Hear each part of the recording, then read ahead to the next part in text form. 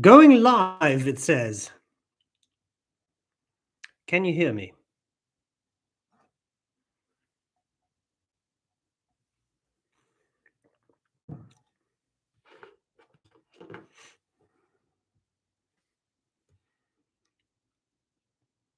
Or can you not hear me? Okay, good. Just checking. Sup? How's everybody doing? We have 16 people already. Well, we have 15 now. I offended someone in the first minute. I was almost dying. I'm doing well too. And I'm glad to hear that people seem to be doing okay. It has been a very interesting time in the world. So I thought it would be kind of fun to do a I don't really know what to call this. I don't incredibly like the name Hangout for these. I just don't. But I mean, anyway, it's what we have. So I thought we would do another Hangout. I have, as usual, very little plan for these. I can show you some of the new pens that I have that are to be reviewed at some point. Most reviews are short at this point, but yes, we can do that. And if any questions arise, then I will try to answer them. Oh, nice. Yeah, Seneca's third book on anger. Yeah. It's on anger is interesting. It's very interesting. It's a bit long. There's a lot of rhetoric, but it is they are very interesting reads. Yeah. Am I vaccinated? Yes, I am. Double dosed, in fact.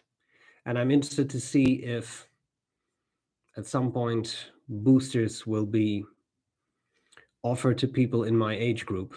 They're offering it for older people now, but with research showing that efficacy drops off a bit after 7 months, 8 months or so. It'll be interesting to see how that develops. Yep. Marie asks, what happened to the Hangouts with Eric? There is, as far as I am aware, a strong interest still in continuing those. However, Eric had a death in his very immediate family, so he had to pause those shows for just a little bit for obvious reasons. So the idea is definitely that there will be others, as far as I'm concerned, at least, and I think as far as Eric is concerned as well. But we have skipped a few months. So what I am kind of hoping for is that I don't know if by the end of this month is doable, but what I'm hoping for is that we will be able to do another end of year mega show, which I think would be interesting. Yeah.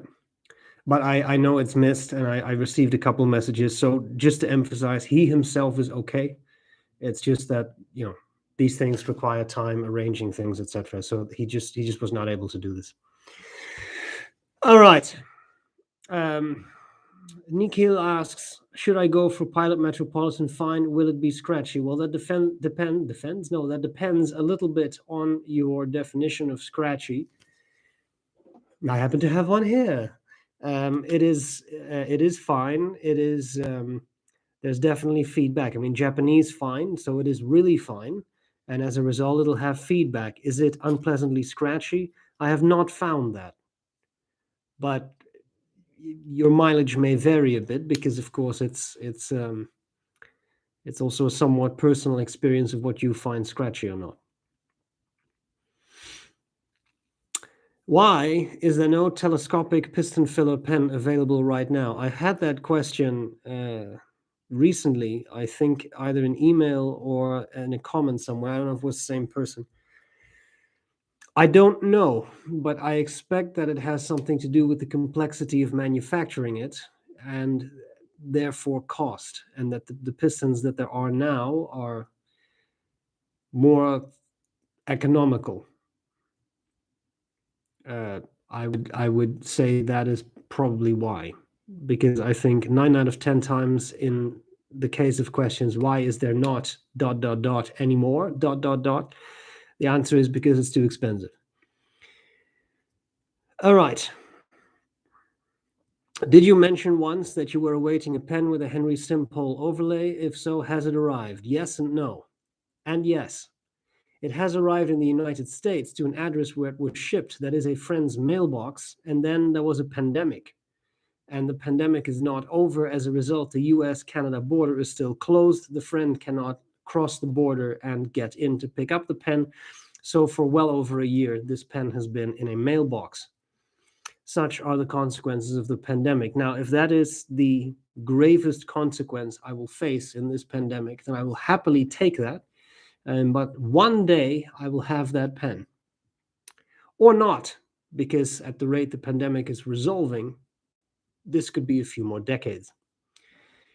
What's the difference between Noodler's Borealis Black and Noodler's Black? Which is more black? I don't use Noodler's inks, so I cannot answer this question. Can I ask random questions? Why not?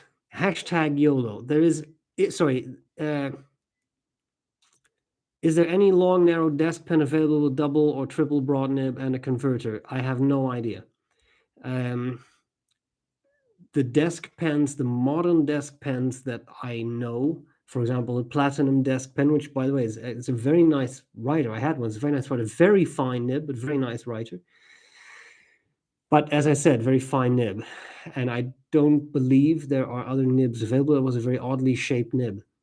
You might be able to find something vintage. There are vintage desk pens, some of which, for example, I think Esterbrook used to make them. Someone sent me one a long time ago. This is really years ago. That was a desk pen, and given how many Esterbrook nibs there are, maybe there are broader Esterbrook nibs. I'm by no means very well versed in the world of Esterbrook, so I don't know.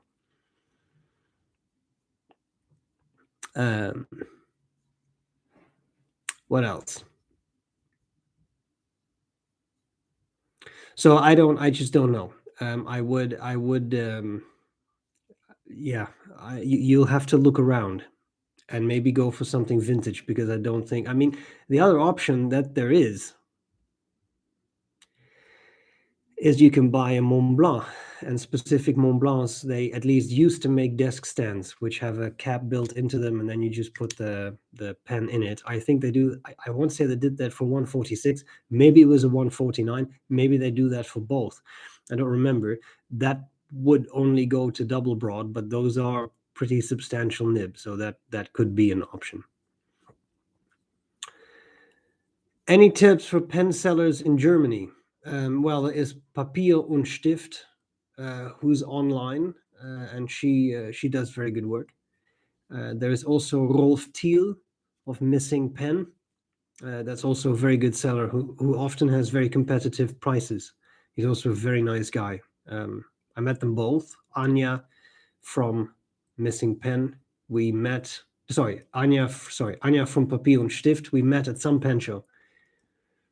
And also Rolf Thiel, I met him in Tilburg a couple of times. I think also in Cologne. Yeah, he was in Cologne 1 year.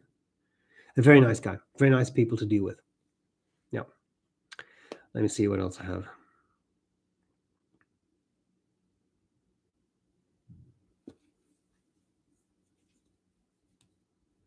Do expensive pens above $300 have sweet spots for writing, or they write smooth at all points in all directions? Any fountain pen that is properly tuned should not really have a sweet spot. So it doesn't really matter. It's not a function of price. It's a function of how well that nib has been tuned, polished, smoothed, call it what you will, in the factory where it was made. Whether that is a third-party nib or a nib made in-house by some company, it should all write properly. It should not be a matter of, well, or expensive pens are just more difficult to use. That's not the case. Now, in reality, yes, it has definitely been my experience that quite a number of pen vendors who sell expensive pens seem to care more about selling expensive merchandise and less about the writing experience. But that's what nibmeisters are for. Excuse me.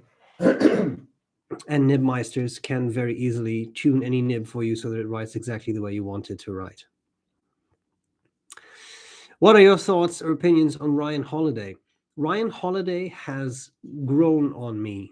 I initially had a bit of, and this is a strange resistance, but I had a bit of resistance of, yeah, but who are you? What is your background in Stoicism to speak about this? And then I also thought, what is my background in Stoicism to talk about that in videos? I have read some of his books, and I read all his books on Stoicism. I just got the book on courage. I very much look forward to he has a new series of books that'll come out on each book on one of the 4 cardinal virtues. I think that's very interesting. I haven't read that one yet. What I like about his books is that he has these sort of short snippets and that he then talks about a bit from a Stoic viewpoint. Clearly, that is kind of what I do in my videos. That I find that approach quite appealing. And I think he has interesting insights. I also appreciate that if you follow him on social media, he really speaks up about things and doesn't remain quiet when things in society or whatever upset him. And he gets quite a lot of backlash for that. But I always find it impressive when you have a celebrity, right, who also stands up for what he in this case believes in. Yeah, I think his books are worth reading. It's interesting because it's applied Stoicism as opposed to, say, someone like John Sellers, who is an outstanding scholar on Stoicism and writes interesting books on Stoicism, but those are much more scholarly works, really explaining what Stoicism is. Ryan Holiday doesn't do that. He just applies those principles to everyday life situations, and I think that's very helpful to people. All right. Did you read UK Fountain Pen's article on exit pens? If so, what did you think of it? No, I did not, but I'll make a mental note of it and I'll read it because it sounds interesting. Yeah. Nick says he inherited a very nice Mont Blanc Meisterstück Despot. Yeah, exactly. So I know they exist. I think at Ackermann in The Hague, I think at some point they had one, because I remember seeing one in person in a shop, and I want to say it was in The Hague. And it's nice. I mean, it's an interesting way to do it. Yeah. Very stupid thing to say. Interesting way to do it. I mean, it's an interesting way to have your pen, to use your pen. Okay. What's your favorite ballpoint gel pen? In what situations would you prefer one over a fountain pen? Well, recently I received this for review. I use pretty much, I use 2 real ballpoint rollerballs. I have this one, which is a Laban Solar. I want to say the model is a Solar. Anyway, I kind of like it because of the ribs. I think they did a nice job on that. It's, I think, aluminum, and it's a pleasant pen. It's a little small, but it's quite comfortable. I recently got this, which I've been using a lot, which is expensive. It's an expensive ballpoint made by Modern Fuel. It's called the Bolt Action. I want to say Bolt Action. Don't quote me on that. And it's titanium.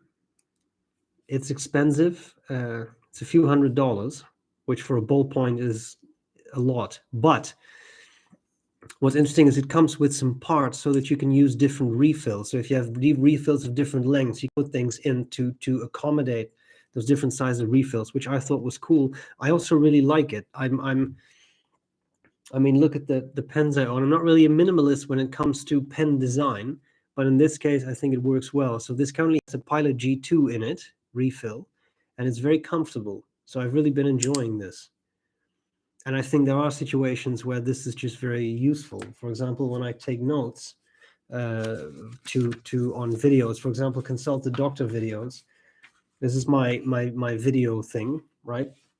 So it's a Logby notebook cover, and then I have an upside down Applebaum notebook in it. And I just take notes in that, and I do that with a lot of fountain pens. So for example, if I take the notes here for Magna Carta pen that's coming up, I do that with that Magna Carta pen to have another bit of, more writing experience with that pen. But if I do something to consult a doctor, then usually I use a ballpoint because it's just quick and easy, and I don't want to pull out complicated things. Plus, what's really neat is that this pen fits very nicely right there, and then the whole thing zips up. So that system works for me.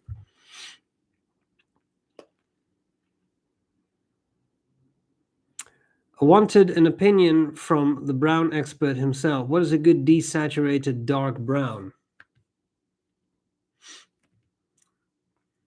SBRE, no. Desaturated. Well, I mean, have you tried Mont Blanc Toffee Brown? Because you will understand that for various reasons, when I use a brown ink, I often use SBRE brown ink. But if I don't, then I think I only own one other brown at this point, and that is Mont Blanc Toffee Brown, which is a very nice, warm brown. And it is a bit darker than the SBRE brown in my recollection, but I haven't used it for a while because why use number 2 when you can use number 1, which is SBRE brown, right? Anyway, what else do we have? I was obviously joking. Do you have a preferred manufacturer for teaching skulls that can be disassembled? Yeah, when it comes to anatomical models, I think the absolute pinnacle is Somso, S-O-M-S-O, Somso in Germany, because they hand sculpt their models, and they're based on real things, a real heart, a real skull, a real brain, etc. The only problem with Somso is, actually there's 2 problems with Somso. One is those models cost a fortune because they are hand carved and not cast or anything. And the second thing is, because they're handmade, they have a production time of about 26 weeks, which is not necessarily convenient. So unless you can find a manufacturer who has that stuff in stock, skulls are quite popular. So you probably find someone like Anatomy Warehouse, for example. But having said that, there are other options. For example, 3B. 3B is a more affordable brand, but still makes very good models. And I'm pretty sure they do an articulated skull that you can take apart entirely. Still be a couple $100 probably for something decent, but they're pretty good models. Yeah, 3B is good. That was really, 3B is good. Whoa, you know what I mean. Anyway, okay. What else do we have? May I ask what the ink capacity of the standard Namiki Emperor is? Some sites like Goulet say it's 4 milliliters. Others, I think Chatterley Luxuries, says it's 6 milliliters. I don't have a clue because I've never measured it. What I can tell you is that it's a lot. So, I mean, you take a pen like that and you fill the barrel with ink and you compare it to a converter in a pen like this, it's going to be a lot. And I wouldn't necessarily worry about it. It's still a lot, whether it's 4 or 6. That's more than pretty much any other pen in the world. So I wouldn't lose any sleep over it personally. I can try to measure it one day, because I trust both of these sources, but clearly one is wrong. So there must be that, I've never bothered to check it. I do know that I have a broad nib on it, which is not the world's widest broad, but it is a broad nib. And I write for a very long time when that pen is inked up. So sorry that this is kind of a non-answer, but that's it's big. I know you like oversized pens. Have you checked out the new Santini Giant? I have not. Let me make a note of that. I had Santini on my radar to contact, to maybe do something with a review together. This is another good ballpoint. Calamus. All right. Hello, what are your thoughts on permanent black inks in regards to the longevity of a fountain pen? I'm currently trying to decide to put Mont Blanc permanent black in my pens like Mont Blanc 149. I think there is nothing wrong with a permanent ink, especially if it is made by a quality company like Mont Blanc. I don't own Mont Blancs. I want to emphasize that. I don't really care about Mont Blancs, but when Mont Blanc, which is one of the pickiest companies in the world, that voids your warranty if you use any ink that is not Mont Blanc, which has nothing to do with flow characteristics, that's just because I want to sell ink. But if they say this ink is safe for your pens, then it's probably safe. The only thing I would do is make sure that you clean your pen well. Now, if you use a permanent ink, then I would probably clean my pen every time the pen is dry. So every time it runs out of ink, I would clean it completely. And if you do that, I would not have any issues. Just don't put India ink in it. Don't ever. I tried it once as an experiment. Don't. Which inks and colors are you currently using, and which property do you like in those? I like inks that make me happy, and that can mean all sorts of things. So right now I have 4 pens inked up. I have Boba Fett, which has Mont Blanc Irish green, which is very nice green. I have a little bit of paper. If you give me 1 second, then I'll do a quick bit of writing.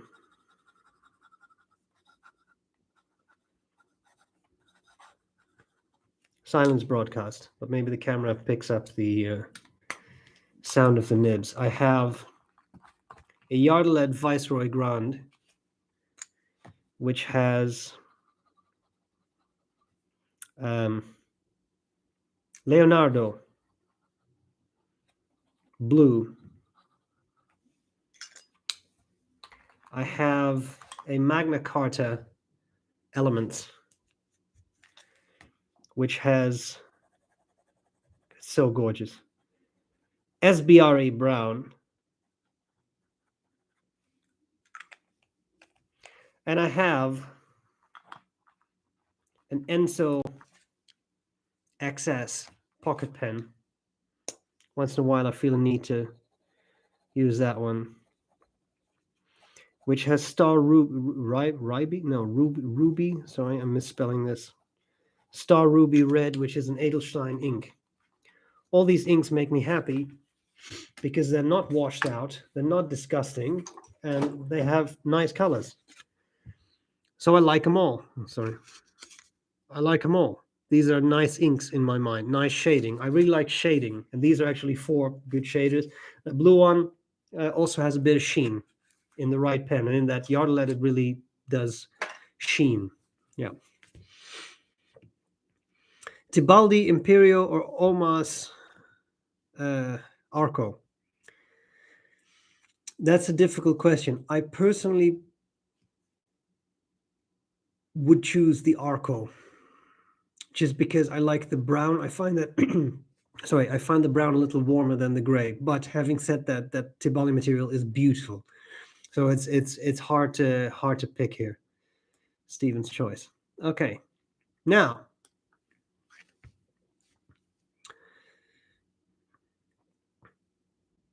Human First says modern fuel is really expensive. Yes, it is, and that's something I address in the review too. I mean, it is very expensive. I also think you get quite a lot for that price, but it's they're expensive pens, no doubt about it. What else do we have? I'm just scrolling down. No, I overscrolled. Where was I?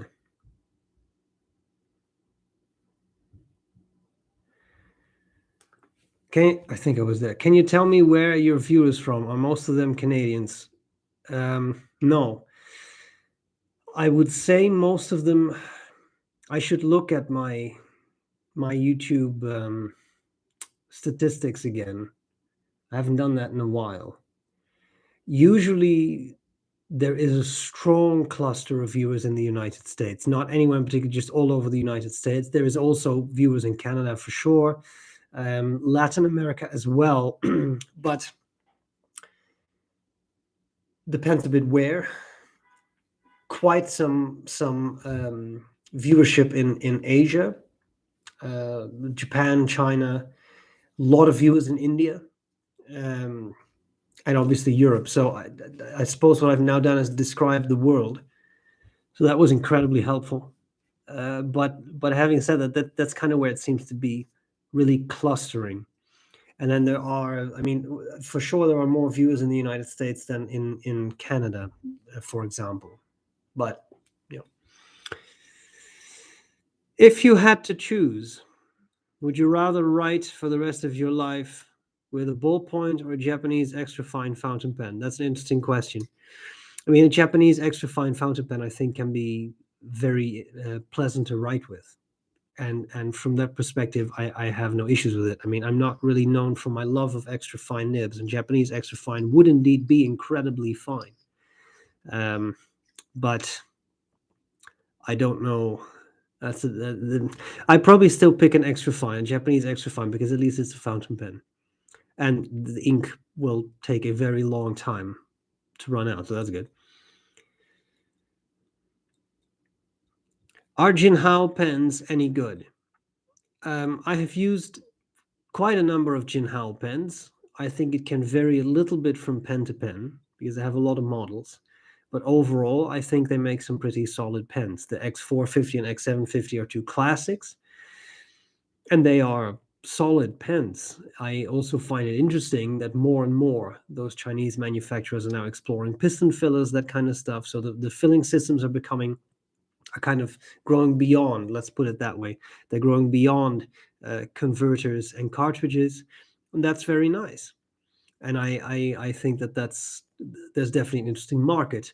What concerns me sometimes is the longevity of those pens. I have definitely had a couple come apart after a while, and I have had that considerably less with more expensive pens. But I mean, if you're looking for a pen to try out, say whether fountain pens are for you or something, I think the Jinhao pens are overall pretty solid pens. Yeah. Do you have a preferred tea for different times of the day? For example, morning, breakfast, afternoon, evening. If so, any recommendations for each? I like many different kinds of tea. I am right now drinking a blend, which has a lot of different teas in it. So I don't think it's worth listing them all. Although on the time that I said this, I could have listed them all, but it's a black and some green tea mix, which I wasn't sure about initially, but it actually, to me, it worked pretty well. I tend to go for robust teas, period. I don't really like very delicate, dainty teas, and I kind of drink those teas throughout the day. I have said in the past that one of my preferred teas is Assam. I stick to that. I very much love the maltiness and the deep, rich flavor of Assam. So any blend that has Assam in it, this is typically Irish breakfast, Scottish breakfast, often English breakfast. Those blends work well. A straight up Assam can be very nice. I think I'm about to sneeze. No. Okay. So that's always nice. I do not like fruity teas. That does not. I just don't. And I have also found that back in the day when I was young and life still smiled at me, I could handle caffeinated teas till well in the evening. And I found that as I have grown older and probably more decrepit, I cannot really handle caffeinated teas in the evening anymore because it disrupts my sleep. It's not so much that I wake up throughout the night, but I can't, my mind doesn't shut down. So my brain keeps going and I just can't, I don't fall asleep, and it can last for hours. So I have taken to drinking a decaffeinated English breakfast tea from a local place here in Red Deer called Glenn's Tea. Yeah, Glenn's Tea, which is a very interesting place. If ever you make it this way, you have to go to the Glenn's Tea. It looks like, I don't know, a 70s truck stop diner, but the food is decent. But they have an insane selection of loose leaf tea, which is very discordant with that image.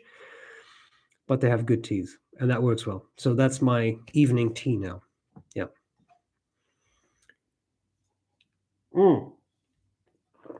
Mason asks, any updates on developing your pen? Yes. Attention. The updates are, it has taken a while. This is nobody's fault but my own. I have just been incredibly busy with COVID and work. That combination has been a busy one. Having said that, just about a week ago now, the material has been ordered. Jonathan Brooks created a beautiful material which has nice brown and gold swirls, which I was very enamored with. And we have ordered it. When I say we, that means Joost Appelboom, who will do the distribution, and I. So the material is ordered. That needs to be made. It then needs to be shipped to Italy. And then Salvatore needs to make pens. I hope this can be done before Christmas, but I'm not sure if it will. In any case, the board is set. And the pieces are definitely moving. So it will be happening. It's just a matter of when. I made that sound really grave. I am obviously very excited because the material looked very pretty. So a number of pens will be made, and that's the end of it. For now, I think, because I don't have anything else to share. I do think I really love that material. That was really pretty. What's the most expensive pen you've written with, and was it worth it for the buyer? I can talk about the most expensive pen I've ever held.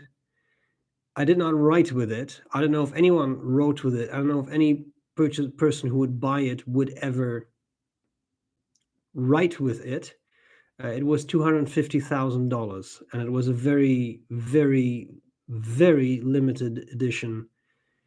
I don't even remember what it was, because Eric and I sat down at the DC Pen Show 2012, and Alexi, who is a pen vendor, brought out his special tray, and I've never seen anything like it. He had one-off Mont Blancs that were commissioned by very rich people directly from Mont Blanc. There was one with a jade clip. You name it, he had it. And there was one that was $250,000, and obviously that was not written with. I also handed that back as soon as I could because I was very nervous about dropping that. Obviously, at that point, things are just becoming ridiculous. I mean, yes, I've also purchased some expensive pens, but I've never purchased a pen the price of a house. So there is that. What kind of converters do platinum pens take? I'm thinking of buying a platinum. They take platinum converters, and they are proprietary. So you need to buy that specific converter. Have you tried Chinese 10K nibs? I've heard they're almost better than 14K rigid nibs. Not that I recall, so I'll add that to the list. I should do that now, actually.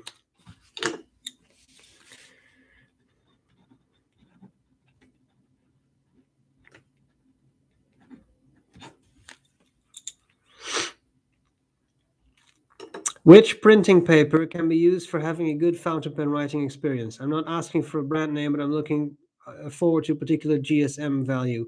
That's a fair question. I would say typically the heavier the better, and there are no guarantees. It's kind of odd because I remember, I haven't used an inkjet printer in years, but I remember back in the day I bought some fancier paper, not super fancy, but I mean some of the higher end HP paper, and that was very nice paper, but the ink smudged on it. And I have to think of misery for some reason. Anyway, the ink smudged, and that was an issue. I would say that typically the heavier the paper, the better, but there are exceptions. So I'm not sure if I'm going to be able to provide you with an answer. The notebooks, the SBREBROWN notebooks that you can purchase, this is not me trying to throw in a commercial, but I'm trying to make a point here. On Redbubble, you can purchase SBREBROWN notebooks.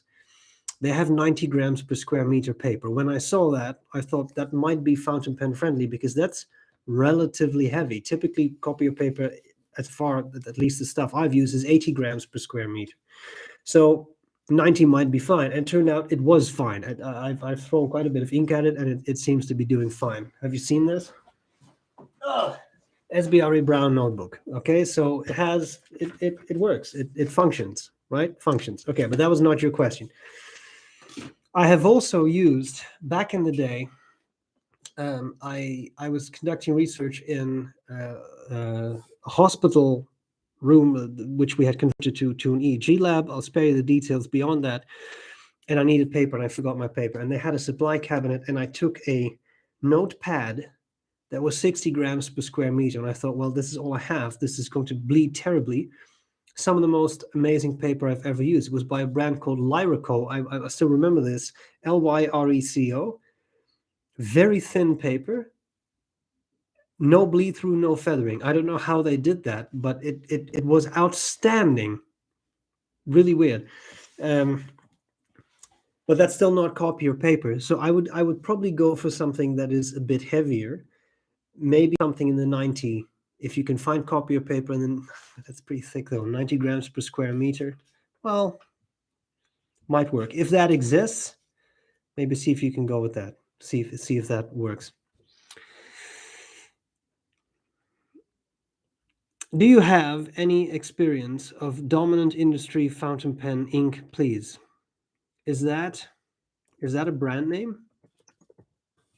I'm just checking this out. Oh, so the fact that I had to look for that, I think answers the question. No, I have not. I don't have experience with that brand. Sorry. That's a cool brand name though. I thought it was some sort of business terminology. But I'll add it to the list. See if I can get some. Dominant industry ink. All right. See what I can do. How do you feel about vintage fountain pens, and do you use any vintage pens? No. I don't feel about them because they just don't give me any feelings. This is not me trying to be flippant, but I think we've had discussions like this before. I'm a modern pen user. I use my pens, and to cut a long story short, many of the vintage pens are too fragile to me or too small to me. A lot of vintage pens are this size, like that just doesn't work for me. And then people say, yeah, but that's a perfect size. Great, then you use them, okay? But I won't, right? It just doesn't work. And I know that some of them are very robust, and they're not fragile, and they're not small, and I know all these things, but they just don't appeal to me. Because I always have that nervousness of, this is a 50, 60, 70, 80-year-old pen. What if I drop it? What if, like, if that is an heirloom type piece, then let a collector have that, who will appreciate it and value it for what it is. I am not that person, and therefore I completely ignore vintage pens. Some people would chide me for this. There's a specific crowd that gets very upset because you can only be a pen lover if you use vintage pens. Okay, then you do that thing. All right, and I'll do something else if you don't mind. This was not meant as an angry remark or something, but it's not my world. And that's okay, because the modern pens are not their world. So we keep those things split because that people don't seem to want to communicate amongst themselves. So then we keep that separate. You see this at pen shows too. There are the vintage people and there are the modern people, and they know each other. They say hi to each other. They may have dinner together, but I mean, beyond that, I don't think those worlds really meet. What do you use your pens for aside from reviews? Well, I try to really use them for as much as I can. So I really use, again, everything. I use them at work, in meetings, I don't really use them right now to grade student papers because everything is online. So, well, I mean, not everything is online, but I mean, the papers are submitted online. So I grade them online. But back in the day, I have used them to mark student papers, grade student papers, as well as exams. But that's also online right now. And everything. And even if that means, I read, very interesting. Yesterday, I was on the website of Peter Ford, Mr. Penn, who's it's a shop in the UK, but he's the one behind Italics pens. And he basically answered this question because people ask him too. And he said, just for everything. And that includes grocery list, includes everything, because I just love the way fountain pens write. So why would I'm paraphrasing, but why would I rob myself of the pleasure of using a fountain pen to write a grocery list? Why would I do that if I like that? And I think that's a very good approach. Use them for everything. And as I said earlier, I also have a ballpoint, and sometimes I use a ballpoint, but I mean, I try to use them as much as I can, because otherwise, why have them? What is the Japanese fountain pen you like the most? I don't have that many. Well, I have a few. I have a few Japanese fountain pens. For looks, and maybe also writing. When it comes to urushi, I think my Danny Trio Mikado. That is a very attractive pen.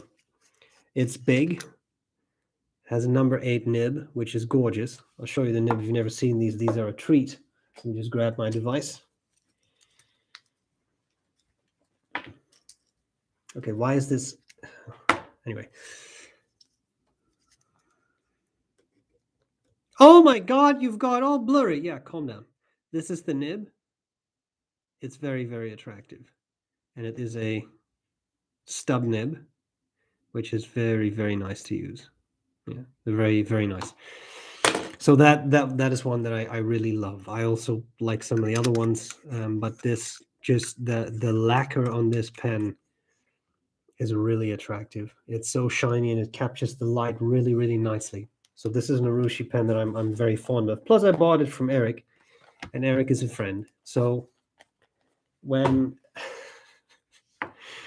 just because of the type of humor that Eric and I share, he would undoubtedly now say, so every time you use that pen, it's like you're using me.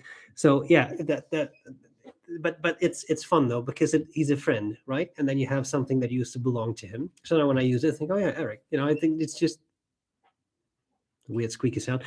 You think of a friend, and I think that's an important thing to me too. It's not just the pen, but it's also the story behind that pen, and everything I have, which again is not that much anymore. But what I have has a story to it. Every pen I have has a story to it. All right.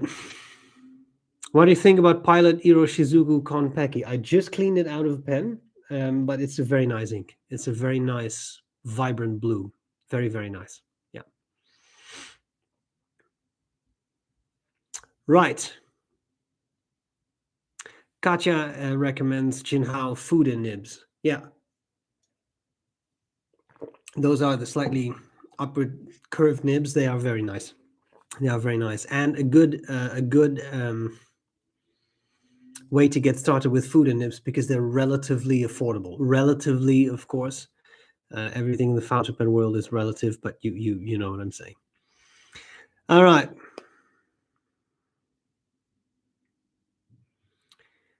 Right. What else?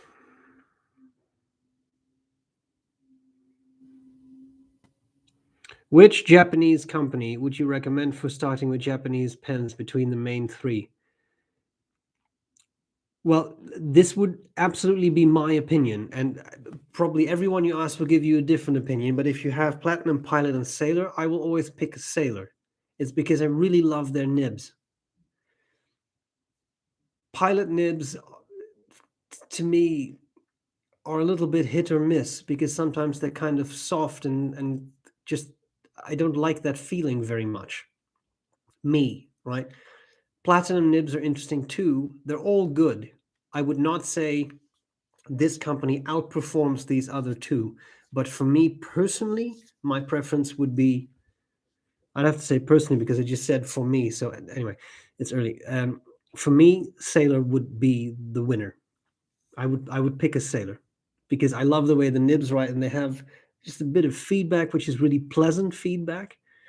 To me, that really works. Yeah. Yes, Katja, I'm also happy I'm live again. These are busy times, so I can't do it every week anymore. But I had time this week, so I thought it would be fun. Okay, what should I be aware of when buying a used pen? If you can't hold it, maybe don't buy it. That sounds very harsh, but you have to be careful. There are many hidden defects that can plague pens, in my mind. So there is for sure obvious defects, cracks, and cracks can be complicated. I remember I bought my first Montblanc 146. It wasn't a 149. I think it was a 146. Anyway, I bought it on a Dutch eBay, Craigslist type thing, and it was listed as having a crack, but it did not affect ink flow. It was a crack near the end of the barrel. And I inked it up, and indeed there was no leakage. Then I took it to a seminar. I was writing with it, and all of a sudden my hand was green. And what happened was, I suppose it is again the story of warmth from your hand, air inside expands, maybe pushes out some ink, but all of a sudden there was green ink all over my hand, and I'm in the middle of a seminar. Someone is speaking. I can't get out. It was a disaster. I bought that knowing it was cracked, but the seller said it doesn't affect writing performance, probably because she inked it up. And she was a well-known pen seller. I bought other stuff from her. She inked it up and it was fine. And indeed, it was fine. No ink leaked out unless you were holding it for a long time and stuff happened. Cracks are not always listed. Then there are defects in the nib. If you are purchasing a vintage nib, there can be hairline cracks around the breather hole. A seller may not see that or may not disclose that. There can be scratches and scuff marks. A seller may not disclose that. There can be leaks. There can be a lot of things. So for me, I have bought pens on eBay. I've bought some really nice pens on eBay. I have also bought pens. I remember buying a Parker 25, I think, Flighter. Came, I don't know why I remember this, but came from Turkey and was sold as it writes. It did write if you dipped it, which is probably what the seller did. Let's assume that this person was bona fide and was not trying to rip me off. You dip it, it writes fine. But when you inked it up, it did not. I was at some point able to take it apart, and all the fins of the feed were clogged with ink. Pardon me. I think someone put India ink in it, and it just clogged. They were full. There was solid black ink in it. I was able to clean it, put in an ultrasonic cleaner, do all that stuff. And it was fine. That fixed it. But I had to completely disassemble that pen and go through all those motions. I got a pretty good deal on it. So you have to ask yourself, is that worth it? But there is a lot going on. Now, it also depends on who are you buying from. If it's someone you know, that's one thing. I hesitantly bring this up. I have a couple of pens for sale on my website right now, but I personally guarantee that if you purchase that pen, it will write. I don't sell off anything that is broken because I'm not a company. I can't afford to sell something to someone that doesn't work and then having to take that back. And I don't have a restocking fee. I'm just a guy, right? So that depends. So if you then know that seller, if it's a local pen club thing and you know that person, then it's a different story. I hope that is a coherent answer. Follow up on the tea question. How do you usually have it? Tea, milk, everything? No, nothing. Black, straight up. Will you have double broad, triple broad nibs for your pens? Thanks. It depends. It depends. I right now have a nice lineup of pens that make me very happy. Some are broad nibs. I'm just thinking. Some are stubs or italics. I don't think I have a double broad nib at this point. I don't think I own one. I've had in the past. I like broad nibs, but I mean, I will say that a good fine nib has grown on me. You get a little bit less shading, you get a little bit, but overall it has grown on me. I want Aurora 88 with a golden cap, but it's too expensive for me. Well, there is the pre-owned market, which I've just pounded into dust. But I mean, why not? Or pen shows. Sometimes you can get good. Excuse me. You can get good deals there. I need to have a sip here. Glenn's Restaurant sells their teas online and ships within Canada. Yes, they do. And it's absurd how many teas they have. They really have a remarkable selection for that type of place. Not that there's anything wrong with that place. Again, their food is definitely decent. It's just you wouldn't expect. It's also the location. It's in something called Gasoline Alley, which is everything you would expect from something named that. But their tea is outstanding. It's really good. Their Scotch breakfast is very nice. So yeah, try it out. I got my girlfriend into fountain pen writing. That's called penvangelism, and that's very good. She likes it so far, but she is a lefty. Any advice about the pen specs that would work better for her? Should the pen be adjusted by a nibmeister? You can have it adjusted. Lamy makes specific nibs for left-handed writers, especially on their safaris. I did a video with my friend Peter on left-handed writing, so you might want to check that out. One thing that could help, for example, is a dryer nib, but he is a left-hander, so I feel that he is better qualified to speak to that, and therefore I recorded that video with him, which was a lot of fun to do, by the way. But he also shows some tips and tricks. Yeah, so that might be useful, more useful than me now trying to repeat his views, which I might get wrong. But again, he's a left-hander, so he can probably. I would watch that video. It's on my channel, and I don't know what it's called. But if you search SBREBROWN, Sinister Peter, left-handed pens or something, you will find it. All right.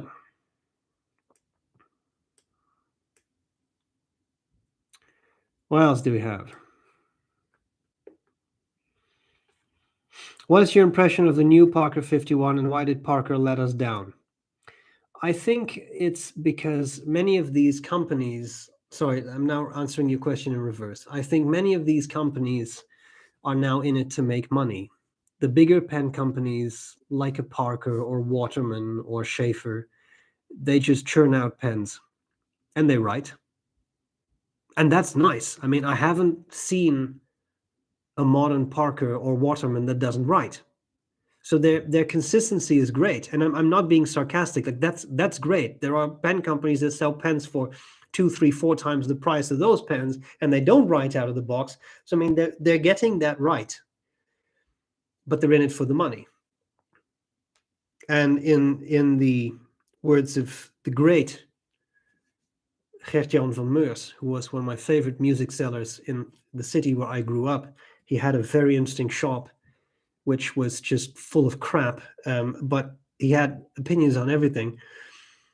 And he once said, if selling rubber boots, he was talking about chain music stores, because he always had exclusive stuff. And he was talking about chain stores. He said, if selling rubber boots would make more money, they'd be selling that. And I think that with a lot of these companies, that is very accurate. If selling rubber boots would make them more money than the fountain pens, then they would be selling rubber boots and not pens anymore. So they're not really in it, I think. And I'm really giving you my opinion, right? Which is just that. It is an opinion. But I think a lot of those companies are just in it to make a lot of money. And why wouldn't they? That's kind of what companies are in it for. They want to make money. But they don't care about launching pens that are beautiful or are collectible. They just money. And a Parker 51. Wait a minute, didn't we at some point have a pen that sold really well, which was called a 51 or something? Let's do that. What can we do? How can we make this cheaper? How about we take a jotter nib? Yeah, jotter nib, steel nib, just put it on. Yeah, that's a $2 nib. Let's put, I don't know, I'd make up that number. Put that on. But yeah, great. Oh, there we go, $150. I don't think it's quite that expensive with a steel nib, but you know what I mean. And that's what I think is disappointing. If you want to stand on the shoulders of giants, if you want to re-release a pen from the glory days that has been a great pen, then make a great pen. Then don't make a subpar product that is just generally disappointing. And some people love the new Parker 51, and that's great. And I mean, I don't like that. That's awesome. Some people collect 51s, and then this would be a good thing to add to the collection because it's a new iteration. But I just found it felt cheap to me, which the original 51s don't. It's not my favorite pen, but they never felt cheap to me. So that, yeah, you make money, but at what cost? And what are you really churning out? Yeah. Here's a good suggestion. The Leonardo paper from Aldi is 80 grams per square meter, which works pretty well with all the fountain pens and inks I have. Thank you. That is a good suggestion. I was not aware of this, but that's an awesome suggestion. So for the person who was looking for copier paper, if you have an Aldi close to you, this feels very European. I kind of miss this now. But Aldi is a supermarket chain. Have a look at that.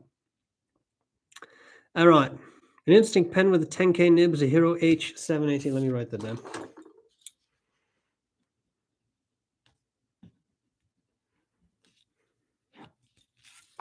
See if I can check it out. I use regular notebook paper in Europe and it doesn't bleed. Yeah, it depends. It really depends on what you have. Yeah. What do you think about Krishna inks? I have seen their amazing sheen. I don't recall if I've used a Krishna ink. I have not owned a Krishna ink.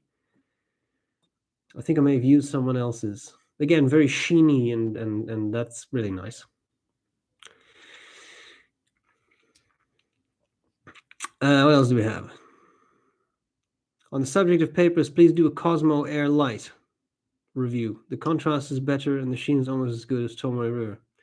Well, we sure know that Tomoe River is occupying the minds of many. So if this is an alternative, we say Cosmo Air Light. I'll see if I can get it somewhere. All right. Navigator and HP have 90, 105, and 120 grams per square meter. 120 grams per square meter HP is very good. Okay, awesome.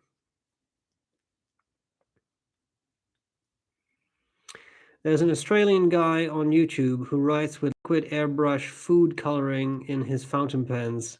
What do you think about that? People have a need sometimes to do very exotic things with their fountain pens and to put very exotic stuff in it. I have at different times in my YouTube quote unquote career received questions about pretty much everything. Have you ever written with tea? Have you ever written with food dye? Have you ever written with blood? Yes, it is a question. No, I have not. Why not? Because I simply do not feel the need. I can purchase fountain pen ink in a bottle. It is a couple of dollars. And then I know that I write with something that should be safe for my pens. I know that to some people it's very exciting to experiment with all kinds of different things. Yeah, why not? Why not use food dye? But if it ends up melting your feed or clogging your pen or whatever, that risk, even though in many cases that may be a very small risk. I mean, food dye is obviously safe to consume, so it can probably be broken down. I don't feel the need to take that risk. But again, to each their own, right? Some people find it very exciting to experiment with those things, just like mixing inks. Some people love mixing inks and putting different inks together and creating the ultimate color. And this holds zero appeal to me because the ultimate color, the ultimate ink is made. It's SBREBROWN. Boom! But having said that, you know what I mean. Maybe you don't know what I mean because that was kind of incoherent near the end. But to me, that's just not exciting. Mixing inks is not exciting. Using exotic materials is not exciting to write with, etc. John Edgar says, hello, Stephen. Good morning. Hello, John. Nice to see you. Hey, how often do you buy a pen that does not need any work and writes perfectly out of the box? 80% of the stuff I buy needs work. Is it just my luck?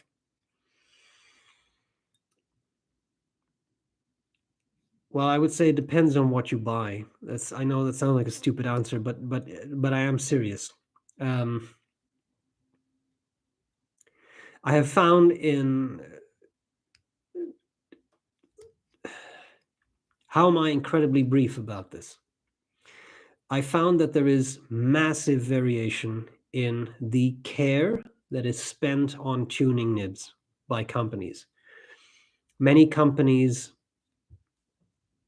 who do not make their own nibs purchase nibs, and then it's typically Bock or Jovo. They put on the nib, and that's the end of it. Some companies don't have the time to tune every nib that goes out. Some companies, especially smaller companies, I find, do take that time. I know that Brian Gray of Edison Pens used to do that. I don't know if they still do it.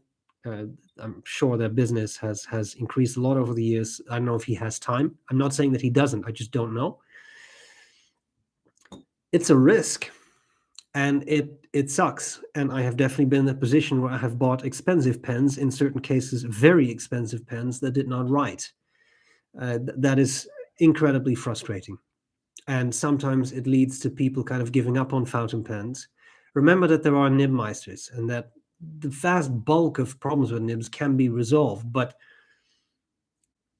I understand the frustration. You would not expect to buy a car, which you then want to drive off of the dealership or the lot, and it starts up, but nothing happens, it doesn't run. Nobody would accept that. But then when we buy a $500 pen, or a $1,000 pen, or a $1,500 pen, or a $3,000 pen, we take it out of the box, we clean it, we ink it up, and it doesn't write. And people are like, yeah, it's just another pen that doesn't write. Like, I struggle with it a lot, and I don't understand. Let me rephrase that. I don't know what to do about it, because I pointed out, if I have a pen that I review and it does not write, trust me that I pointed out. I say that it's dry, that it is scratchy, that it does not work properly, but nothing changes. Now, obviously, I don't have the arrogance that when SBREBROWN says this X brand, it's not that I don't want to mention any brands, but I don't know what the latest one was that I had that didn't write, but I mean, not from the top of my head. But of course, when I say that, that doesn't necessarily change anything. But I think that unless a lot of people speak up, nothing will change. And realistically, people probably are speaking up. They are contacting companies, but again, rubber boots. Yeah, well, okay. Here's another pen. Send us back your pen. Here's another one. Does that one work? Okay, good. Problem solved. I sometimes feel, and now I'm going to get very poetic here. I sometimes feel that a lot of companies just don't really care about their products anymore. You're like, here's a pen. Doesn't write. Okay, here's another one. Take that one. And that's just the world we live in. That pride in craftsmanship has kind of disappeared. And again, many of the smaller companies are very different, because they do have that pride, and they realize that they need to accommodate the customer to make that customer come back. But I think a lot of the larger companies, okay, don't like it, let them buy something else. We don't care, because for every pen you don't buy, 10 other people will be willing to buy that pen. So it doesn't matter. And that is disconcerting and worrisome. I find that worrisome. But I find a lot of things worrisome in everyday society, and they don't change either. Just saying. I hope that's an answer to your question. So I don't really have a percentage, but I also don't purchase a lot of pens anymore, but I do get a lot of pens into review. And I would say that a lot of them work, but I mean, a lot of them, well, I don't want to say a lot of them don't. But simple story. I just had this Magna Carta pen. I think it's a beautiful pen. It's the right color for sure, and it's also it's nice. Larger pen, pneumatic filler, really nice. $160 from India. So I really love this. The nib was a bit dry.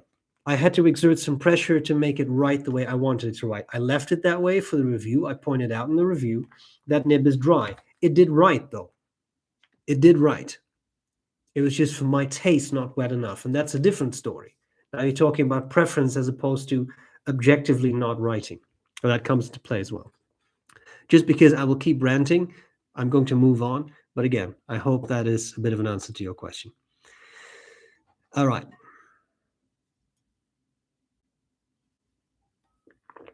I would mostly like to thank you for your Stoicism series that I'm going through right now. It's actually making my life better. Much love. Well, I'm happy that it does that. Those videos are fun to do and continue to be fun to do. Yeah, period. There's not much more to say about that. They're fun and interesting. It's also meant a lot in my life. It's made certain things in my life a lot easier. So I'm happy that it's resonating well with you. Yeah.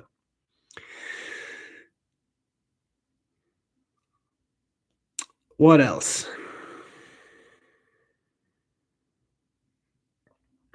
Sorry, I'm just reading. Silence broadcast. Talk amongst yourselves. Stop talking. Are you planning to continue monthly chats with Eric? So I addressed that earlier. Yes, but there were some personal circumstances for that to not be there for a bit. But they should be coming back. What current trends among pen makers are you excited about? Vague question on purpose. I just saw the new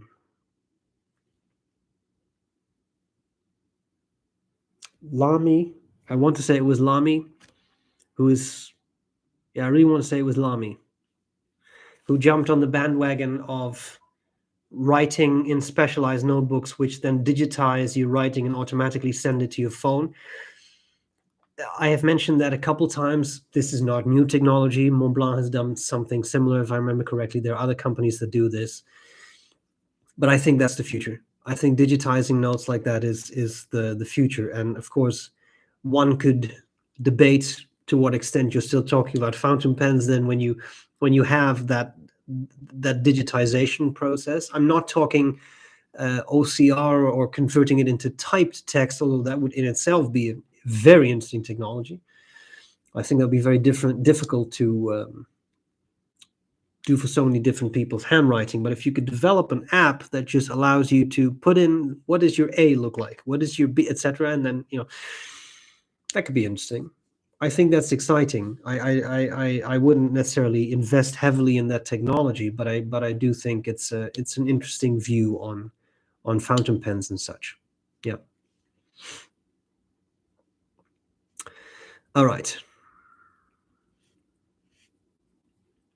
Katja says, I think $3 is more than relatively affordable for Jinhao food names. Yeah, that is. I didn't know they were that. Some of the Chinese pen companies, I've seen the prices go up quite a bit, not just recently, but I mean over the years. Back in the day, you could purchase a Jinhao pen for $5, and I sometimes in some companies see that go up. For example, Pen BBS is much more expensive, but then you also get very nice acrylic. So I'm not saying it's not worth it, but I think we have to let go of that idea. I have had to let go of that idea of Chinese pens of $5 pens or $2 pens even. I remember back in the day purchasing Chinese pens for $2.50 including shipping, which is ridiculous. That's insane. And I have the feeling that is kind of phasing out a bit. How does the overall fountain pen community view Jinhao pens, with disdain or accepting of them? Does it matter is the question, right? If you like those pens, I don't think you should let that hold you back. There will be people who refuse to like anything that's not over X dollars, whether it's $50, $500, $5,000. The pen community can be incredibly snobbish, really, can be really, really conceited and very full of itself. And if you're not part of the X group or the Y group, or you spend at least $500 on a pen, you're not a real pen lover, etc. I disagree with all of that. I think that if someone has one, again, let's take this example, has one 250 Jinhao pen, but loves that pen, I think you're a pen lover. And I don't think we should look down on that of, well, and I've seen this at pen meetings where we had a new member of the Calgary Pen Club, and she came in and was apologetic about the fact that she only had Chinese pens. Well, that's That's bullshit. Sorry, but like why would you be apologetic about the fact that you only have some inexpensive pens? You're enthusiastic about that pens, and I think anyone who would criticize you for that is an asshole. Sorry to put it that bluntly, but I don't understand why anyone would do that. That's very arrogant.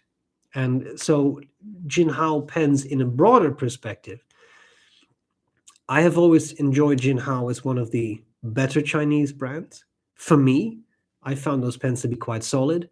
Duke, right, is another one that I also have found very solid. They also make some fancier pens, as I just mentioned. Pen BBS is a nice brand, and there are some more inexpensive. Oh, Wing Sung was a very good one too. I always seem to remember that they're out of business, but you can still purchase some new old stock Wing Sung. They made good stuff too. So you shop around, see what works for you. Just starting with fountain pens. Already learned a lot from your YouTube channel. Thanks. Love your enthusiasm. Sorry for my less than perfect English. Don't be sorry, because I fully understood everything you said. I'm happy that the channel is useful.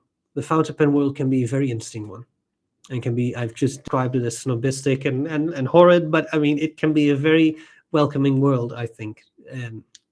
It may depend a little bit on who you're talking to, but I'm happy it's an interesting hobby, and you should enjoy it. Yeah.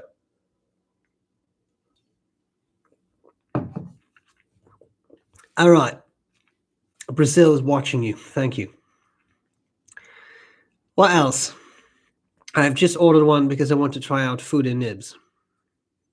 You see, there we go. Katja, you are slowly but steadily becoming a dangerous influence. I know what it's like. You make people want things. With great power, Katja, comes great responsibility. Be careful. Okay, I'll move on now. What else? I'm also looking for affordable double broad and triple broad nibs that are as smooth as possible. Have any ideas where I should look for them? Not really, because typically that kind of nib is not easy to come by in very cheap, like fashion. You won't have a $5 Chinese pen with a triple broad nib. In my mind, it doesn't exist. It's not there. You could try Kaweco. Kaweco has double broad nibs, but I found that often those nibs are over polished and skip considerably and require work to make them write properly. But those would be, in my mind, affordable, round tipped, broader nibs. You also have Lamy 1.1, 1.5, 1.9, but those are truly italic nibs. They have no tipping. It's a different type of nib. Good night from Japan. You're probably gone at this point because there's always a delay, but yes, good night.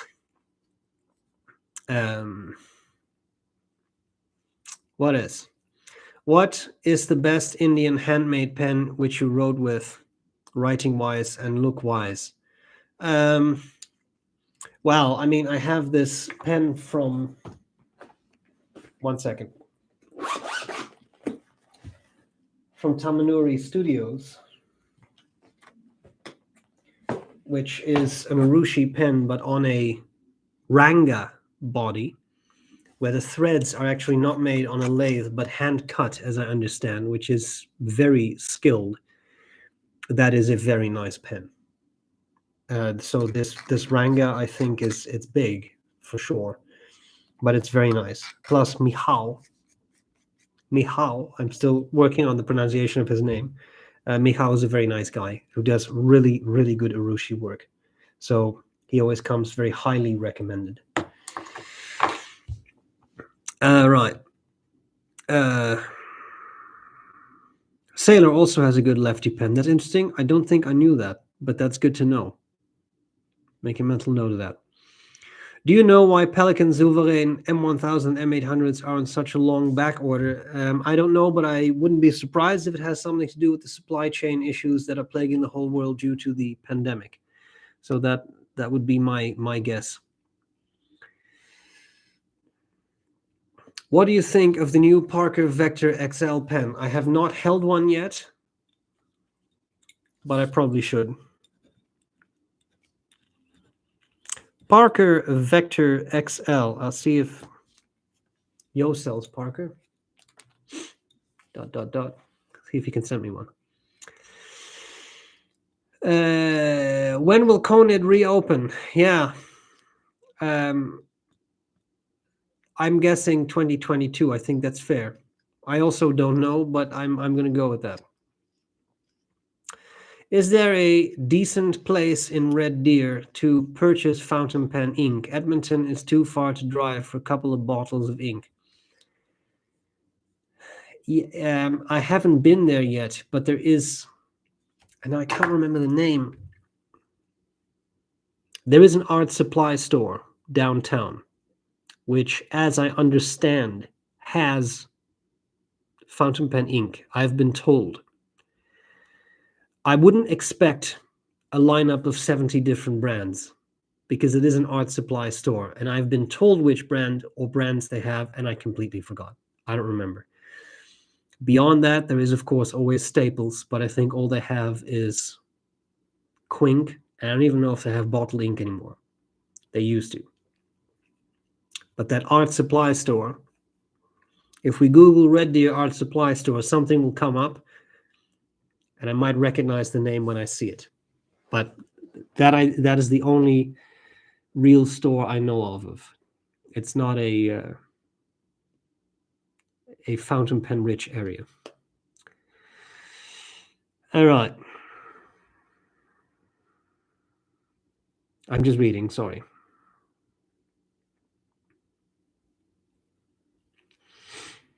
Sorry if you've been asked this 100 times, but I'm new. Have you ever designed a fountain pen? I think it would be cool to commission one from someone like Ranga that we could order too. Funny that you should ask. I have not really designed it, but I am. I did mention it earlier. There is an SBREBROWN pen coming. And to quickly recap, the material has been ordered. So it is happening. It'll be made by Leonardo. And that means a certain price level that is not really within my control. But I like Leonardo pens, and I wanted to have something that is consistent in quality because this is going to sound stupid, maybe, but I mean, if I attach my name to something, then I also want it to be a decent product. Yeah. So there is that. So that would not necessarily really be my design. It's going to be a Memento Zero, but it will have a material by Jonathan Brooks. Isn't that what David did from Figwood? Yes, I think we had the same idea at about the same time, but he had a good earlier timeline. But yeah, it's a similar thing. That would be very different materials, though, very different. So I have no issues with that. What else? What do you think of Herbin Inks' regular lineup? The Herbin inks were among the first fountain pen inks, bottled fountain pen inks, I should say, I used. I think they're nice. I think there are some really nice colors.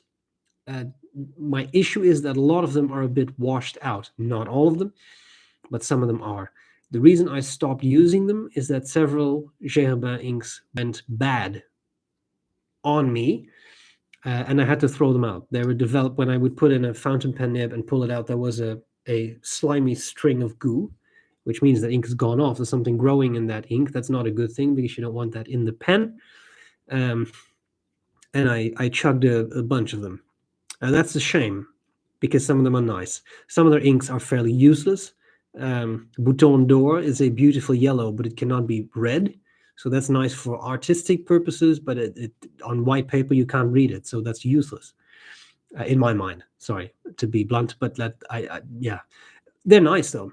And what I really like is that they use all natural dyes. That's really cool. And again, some of their inks are very nice. Poussière de Lune is very nice.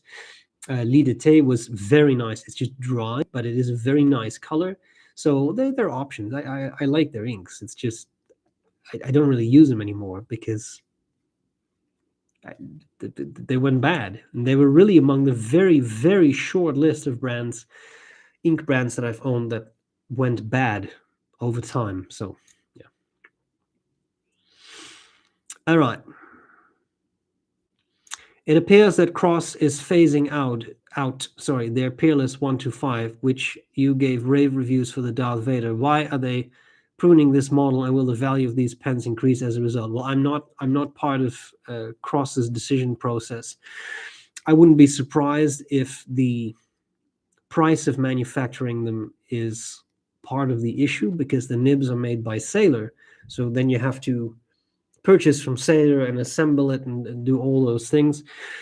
Will the value of these pens increase?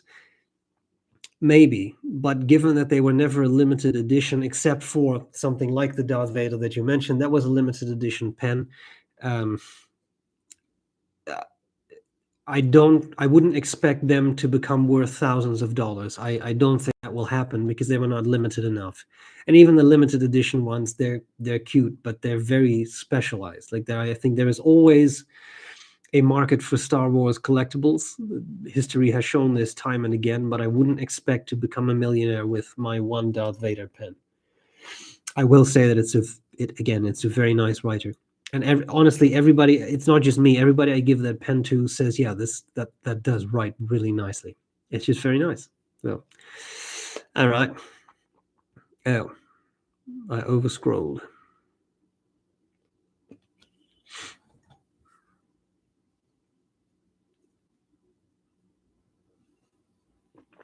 Hello, I'm from India. What do you think Indian pen turners lack that acts as an obstruction in being a bigger player in the world market of fountain pens? I sometimes think export is an issue, and sometimes, I mean, a lot of these companies now have English websites, as opposed to something in Hindi or whatever. That helps, but I still think it's difficult, and this could change now. But I remember, what is that company called, Ratnam Sun or something? I remember being sent a few by someone, and they were very nice ebonite pens, but at that point there was no real website of those pens, so that restricts the market to something very local, or people who know about that. And I wouldn't even know as a user how to contact that company, right? And so I think that's something that stands in the way. Having said that, I've already shown this earlier today, but I have been really very impressed by this pen by Magna Carta, which is an Indian company. I think it looks very attractive. It is well made. It is solidly built. The rings are completely flush with the body, the cap. It has a pneumatic filler, which is a cool filling system. It's a somewhat larger pen, not obscenely oversized, but it's larger, cool filling system, steel nib that was a little dry, but after the review I made it a little wetter. I very much like it now. I was very impressed by this, and this is absolutely on par with manufacturers in other countries in my mind. So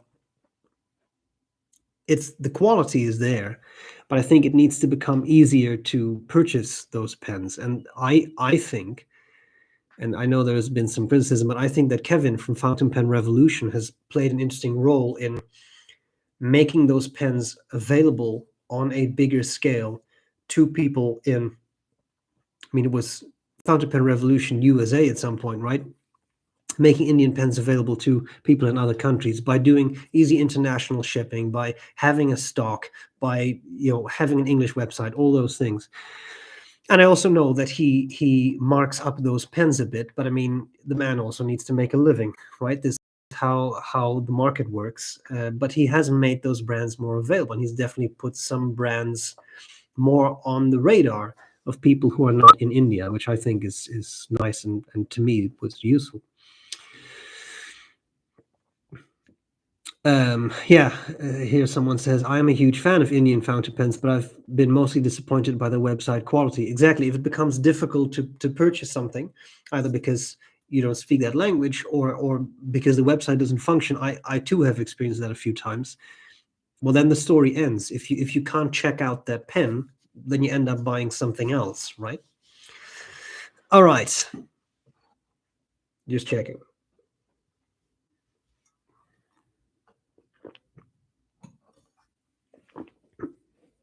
Yeah, Katja says mysterious government fees when purchasing from India are a pain as well, especially when purchasing a cheaper pen. 50 euros not specified government fees withhold me from purchasing from India. Yeah, so here in North America, Katja, I don't know if you are aware of this. I'm not saying this is the same thing, but this is something I found interesting. In the Netherlands, we have, of course, BTW, right, value added tax. and that's incorporated in the prices you see in stores, but here it is not. So, for example, and it varies from province to province in Canada. So, for example, in Ontario, the province where Toronto is, you have there is a federal government value added tax. It has a different name here, but I'll try to keep it simple, of 5%. But then some provinces have their own tax on top of that. So in Ontario, that sales tax is 13%, but it's not listed in a shop. So if you purchase something that's $100, then in the store it will say $100, but then when you take that to the till and you buy, it's actually $113 because it's 13%, etc. So that's interesting. Here, the province where I am now is only has the federal tax of 5%, but for some reason it's not put on anything in stores.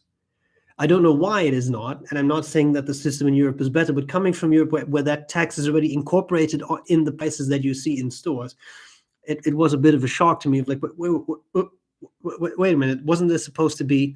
No, it's not, because etc. Just saying, this was an anecdote. Okay. It's full of entertaining anecdotes. Okay. What else?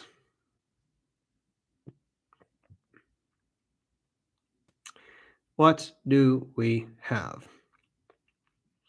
Yeah, this is the question that we've discussed, I think, a few dozen times. Was the metallurgy in old flex nibs any different from non-flex nibs of today? If not, I don't see why we can't duplicate both today. Yeah, I don't know either. Nobody knows. I know if it was the metallurgy, there are other theories that over time, vintage nibs have just become a bit more brittle, and as a result, they have become more flexible, that they were not that flexible to begin with, that they have been used a lot and therefore they're more flexible, that they've just weakened a bit. There's something about forging versus stamping nibs. There's all kinds of theories, and I don't think anyone has figured it out. So I'm going to leave it at that, because this is a discussion I feel like I've had about 50 times now, which is not like, I'm just saying like this every time. Nobody has the solution. So I don't know. We don't seem to have the technology to make those types of flex nibs. All right. What else? Sorry, I'm just scrolling.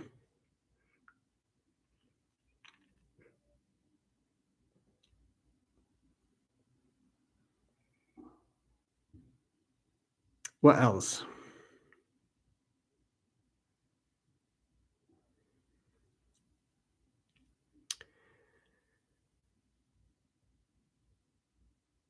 Sorry, we're talking about Indian pens.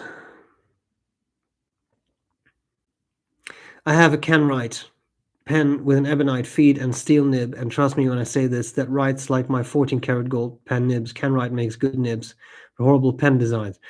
Yeah, but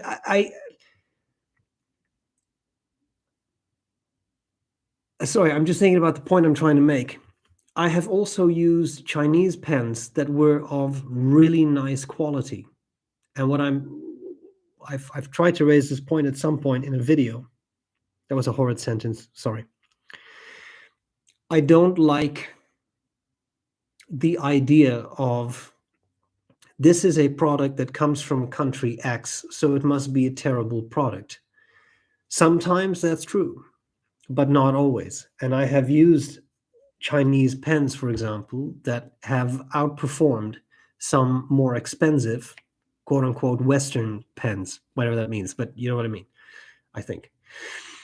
So yeah, and the same thing with Indian pens. Again, that Ranga pen, this is a solid piece. It's just solidly built. It has worked very well. It had a quote unquote humble Bock steel nib on it, and it works fine. There's nothing wrong with that pen.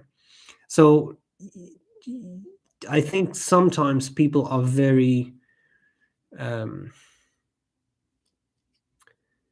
are quite arrogant in their approach to, well, this is a pen from X and therefore it's not worth my time. That's not necessarily true. I think you should give something a chance. Now, having said that, I have used terrible Chinese pens. I remember the one that basically fell apart the moment I opened the box. That made it easier to clean it. But having said that, that happens too. So there is more variability sometimes, but I don't think we should be disparaging about any type of brand simply because of the location. I don't think it's fair. All right. About your Stoicism videos, should I just join in, hop on, and start from the beginning?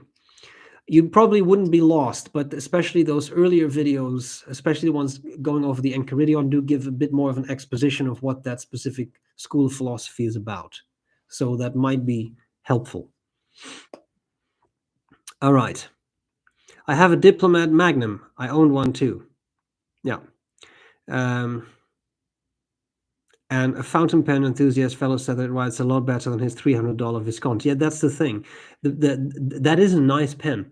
Yeah, a friend gave me one years ago, and it's a solid piece. I really like the way they made that. It had a very smooth, very pleasant nib, and they're nice pens. And yeah, sometimes they can outperform something more expensive. Yeah. All right. What else? Why do you think fountain pen industry is so profitable even through transport and costs are the cons? Because I think the markup is high. And this is not the story for say a brand like Montblanc, which makes it and directly sells, but it is not uncommon, I understand from people in the business, that a fountain pen is made by someone and is sold for $50 to a distributor.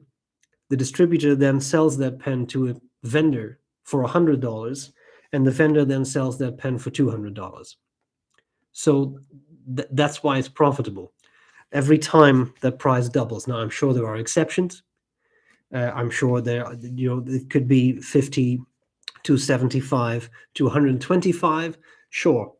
But the markup in certain brands can be insane. And in addition to that, pen prices have skyrocketed. I have lamented this before, but I mean, when I started with pens, that's a weird thing to say. When I got interested in fountain pens in, let's say, 2010, an expensive pen was $500.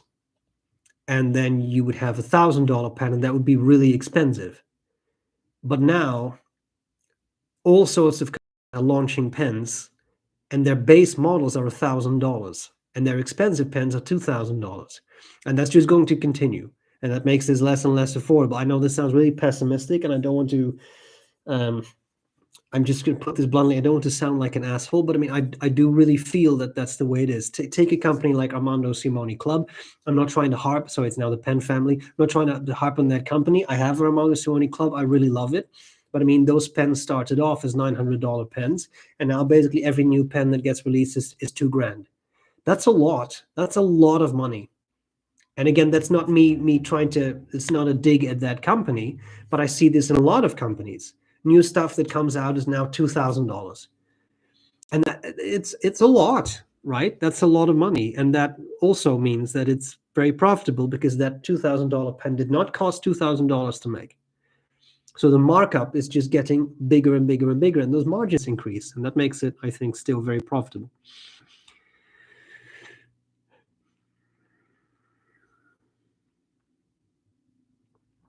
I think this is a good point that is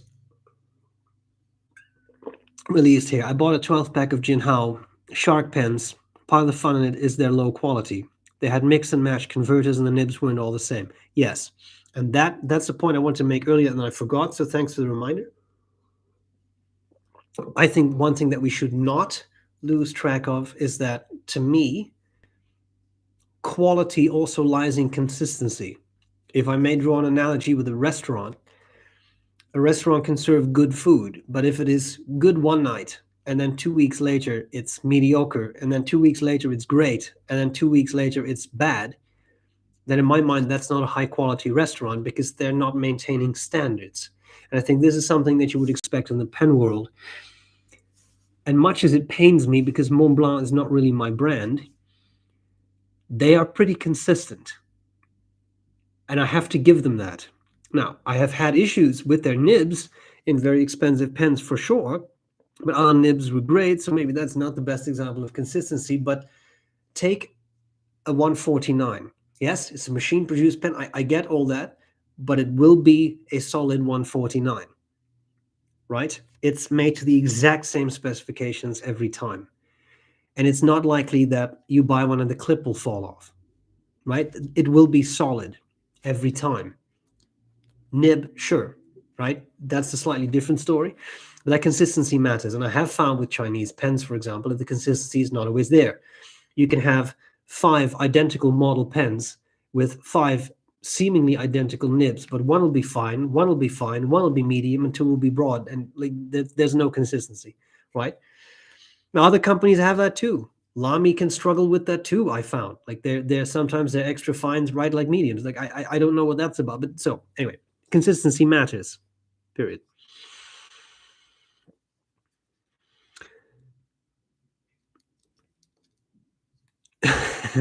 Can you account for what in your lived experience has made you such a cosmopolitan Renaissance man, all modesty aside?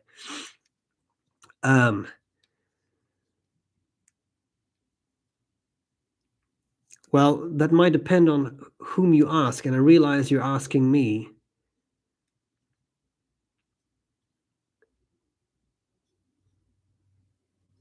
I'm just thinking it's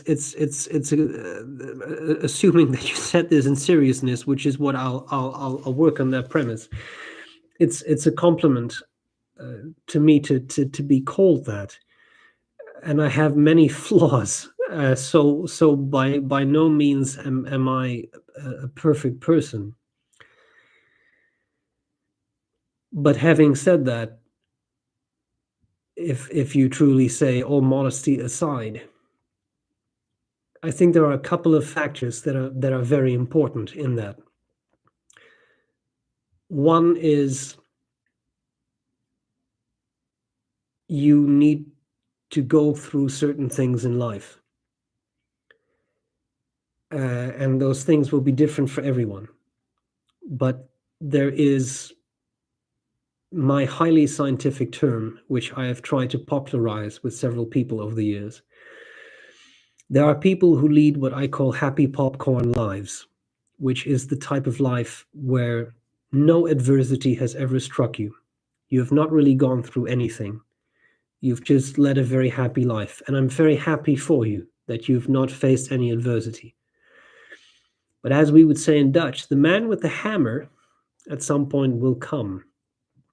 And at some point there will be adversity because it's almost inevitable. You may have been able to avoid it up to a point, but at some point it becomes inevitable. When you face that adversity, when you've never been exposed to adversity, that is, to many people, a massive blow. I have not been through some of the terrible things that some people have gone through, but I would also be lying if I were to say that my life has always been easy, because it has not been. I have also gone through things that were unpleasant, and it doesn't, like, for the current intents and purposes, it doesn't really add much to go into detail here, I think. But by going through certain things and coming out on top of them, you become a lot stronger. And that, I think, is an important aspect of growth. If there is any saying that is really true, then I think it is what doesn't kill you makes you stronger. You may not like it at the time. It'll probably be hard at the time, but it'll make you a better person. I think the second thing that is important is that you obtain things through hard work. I'm not sure if I fully believe in you can achieve anything you want if you work hard enough, because I simply don't think that always applies. Sometimes you work very hard, but things don't end up the way you wanted them to end up. And that's okay. Because if you've given whatever it is you're doing your all, then you have made all that effort. What I will say is, if you do not work hard, then certainly things will not happen. So, in my case, and again, I want to try to be brief, but I mean, in my case, I wanted to have a career in academia. That's a lot of work because that means, in my case, 3 years of bachelor's degree, 2 years of master's, 5 years of PhD, a year of postdoc. It's a significant time investment, and that is very hard work. And that hard work at some point paid off, but that does require that investment. And I think the final thing I will say about that is I read a book by Bill Nye called Everything All at Once, and it was a fun book to read. It wasn't exactly what I was expecting, but it was an interesting book to read. And he gives his rules for life and problem solving and scientific thinking, and it wasn't really very elaborate on those latter two things. But his rules for life, I thought what was interesting was that one of the things he says or he writes in his book is everybody you meet knows something that you do not. And that I thought was a really remarkable quote because it shows that you can interact with people and everyone, no matter what they are, who they are, what what I say about what they are is, I mean their professional backgrounds, their etc. No matter who they will have some sort of knowledge that you don't, and that could be technical knowledge, academic knowledge, that could also be very practical knowledge, that could be life experience, it can be anything, but they will know that something that you don't. And if you make effort to listen to other people, which is something in our society we are decreasingly doing, we don't listen to other people, we only listen to the people we want to listen to, and that's not always a good thing. If you can listen to other people, then you will learn things. And by learning those things, you can grow as a person.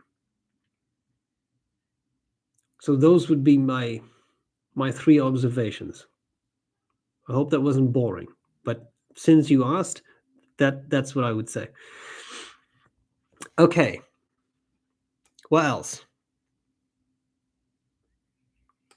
Oh, I overscrolled.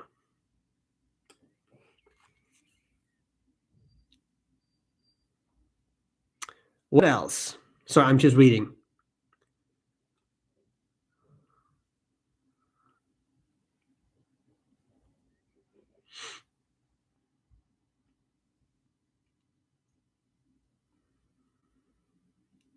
What do you think about nibs of materials other than gold and steel?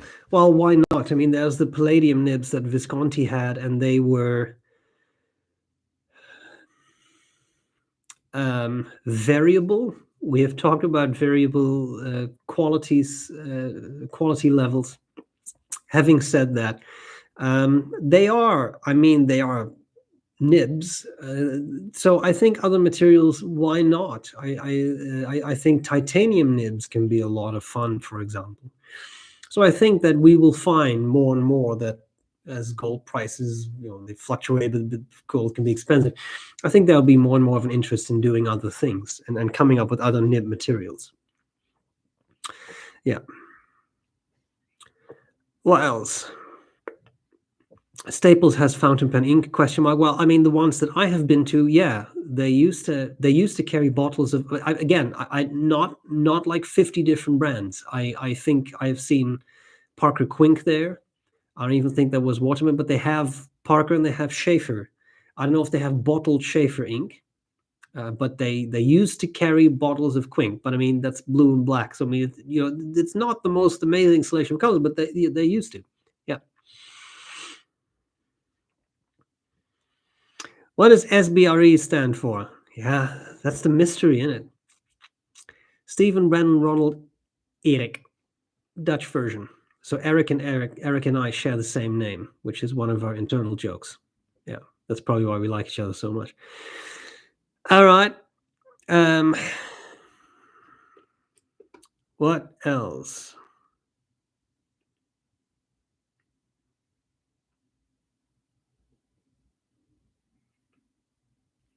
Are there any vintage pens that you really like to own? Not particularly.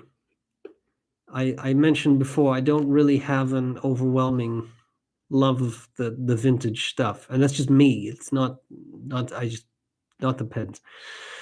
Would you please suggest me some easy to buy blue ink? Sorry if this is a repeated question. Uh, I find personally it's hard to go wrong with Waterman blue. It used to be called Florida. I think it is now called Serenity blue. Their blue black also quite nice, but their blue is a washable blue, but it's a little darker than a lot of washable blues. It's, in my mind, fairly widely available. It's also really quite affordable. It's not an expensive ink, and it behaves really well. So it's a nice ink that I always have a bottle of it when I run out, and that's actually an ink that I have run out of. I used it for a lot of reviews, but then I got comments that it was too much of the same ink in the reviews. Anyway, yeah.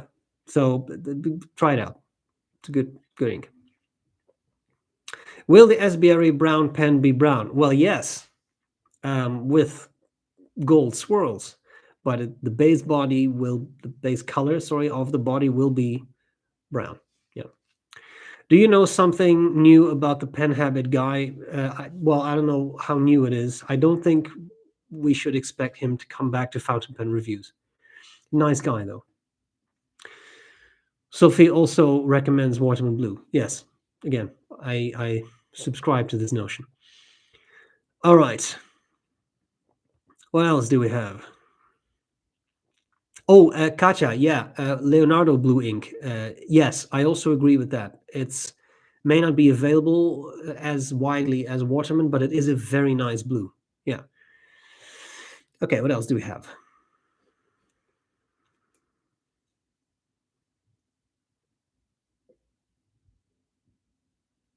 What is my favorite paper? I should now say Tomoe River and then no.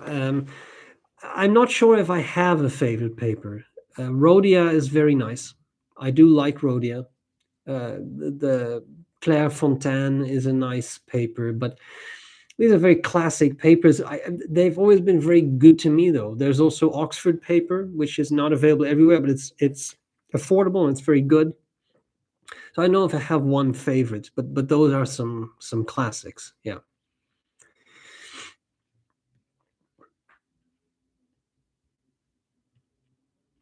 What else?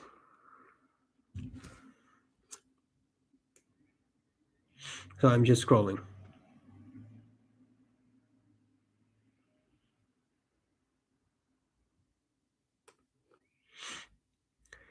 Katja says, it's not what I mean. I meant government fees above the VAT. Yeah, I have that feeling. I just want to share this particular grievance that I had to overcome myself.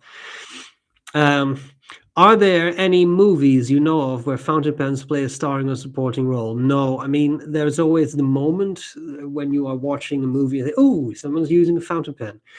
And then when a new movie comes out with a fountain pen, then I typically get 10 emails about people asking if I know which fountain pen that is. I often don't.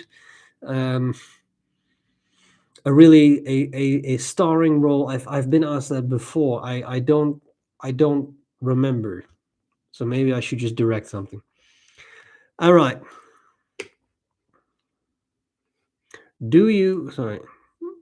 Scrolling. Do you respond or comment on new reviewers to suggest any improvements, etc.? Of course, if asked, how could they reach you? That's an interesting question. It happens. Typically, I mean, I would say a couple times a year. It's not a daily occurrence, but a couple times a year, I do have people reaching out to me who want to start doing reviews and who ask me for suggestions, and usually email. My advice is, I would say, always twofold. One is you will deal with a lot of negativity, so be prepared for that, because people always say the fountain pen community is wonderful. It's not. I'm sorry, period. It's not. Many people in it are, but many people in it are also not. They are very outspoken. They are very pedantic. They will point out everything you're doing wrong in their eyes because they just don't like what you're doing. This is a reality. So if that is something that you are not prepared to handle, then you should not probably get into reviewing pens. That's a negative, and it's not pleasant to bring up, but it is a reality. It's definitely something that's taken me a lot of time to adjust to, and it's become a lot easier. I'm still not exactly where I need to be, or want to be, I should say, but that's one thing.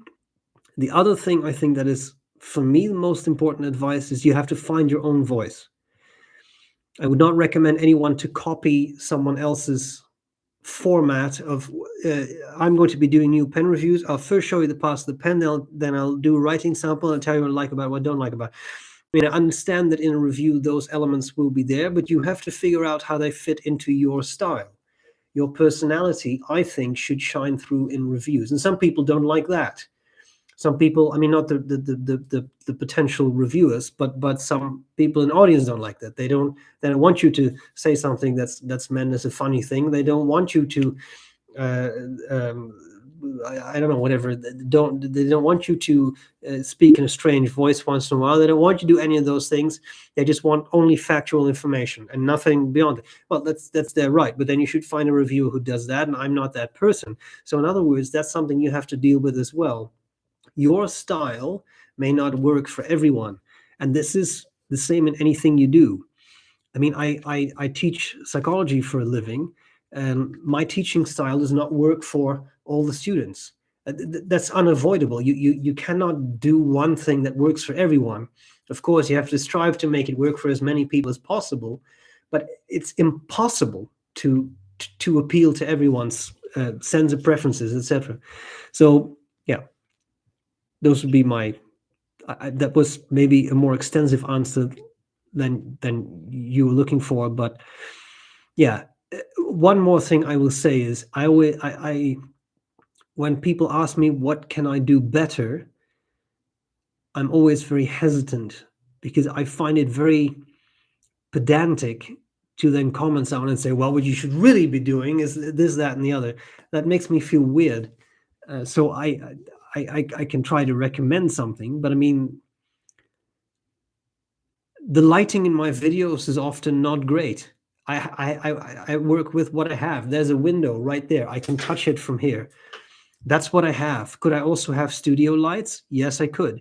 Would that improve the videos? Most likely. Do I want to spend $500 on video on studio lights? No. I'm sorry. I don't want that. The videos, my videos are what they are, and that's it. That too is part of my style. Don't you think? But then I find it weird. I hope you understand the point I'm trying to make. Then I would find it weird to say, well, the first thing you should do is invest in $15,000 worth of studio equipment, because I haven't done that. So why would I do that? It'd be weird. It was more ranting. I'm sorry. All right.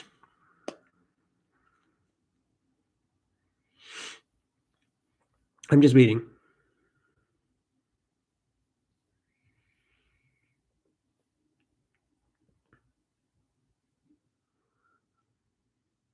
Would you say it's possible to write 5 hours in a row with an emperor? Considering it for my exams, my A23 is a bit small. Well, an emperor is a bit large, so it may depend a little bit on the size of your hands. I don't know if I've ever written 5 hours in a row with anything. I would suspect that it might become a bit much because it definitely is a big pen, but it might. I mean, I also find it surprisingly comfortable, but that's a very extensive writing session, so I'm not 100% sure. All right.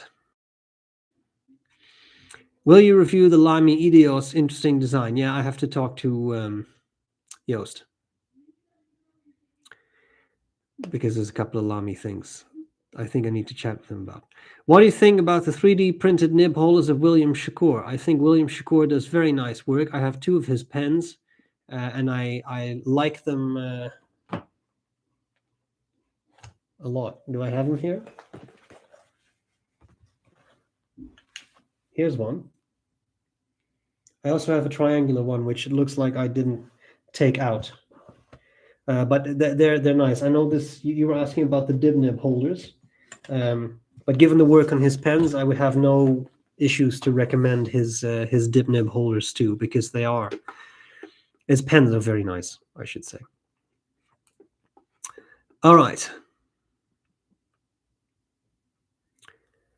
Have you ever read anything of Jonathan Haidt? I've enjoyed his writing and think I might enjoy him. I have not, so let me write that down.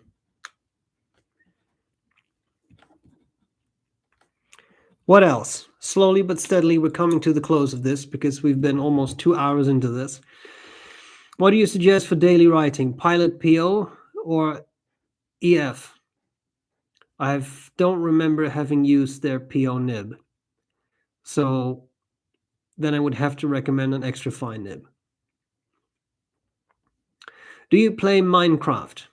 No, I don't, because I don't really have time to play games. I used to game in my late teens, early 20s, but I simply don't have time anymore. And I don't miss it either. I now this has the potential to sound snarky. I don't mean to sound snarky, but at some point I'll make this really about me, so hopefully it sounds less snarky. At some point I spent so much time gaming, it was multiple hours a day, that I had this realization of I'm no longer living in the real world, I'm now living in the virtual world. And I don't want that. I want to live. The real world is interesting enough to me to not seek that out. Now, I fully understand. I'm not making fun of it. I fully understand for some people that immersing themselves in that virtual stuff is very interesting. To me personally, it's not. It used to be. This will not come as a surprise to the regular viewers, but I played a lot of Star Wars games. I still found that very interesting. You immerse yourself in that world in a very active way, but I don't want to be there anymore. I hope that makes sense. Just curious, do you have any opinion about ASC? I heard some rumors about them. Well, I don't know what the rumors are. I have one ASC pen, and I like that ASC pen. They're very expensive, though, as I said before. But I like the Bologna Extra that I have. All right. What else?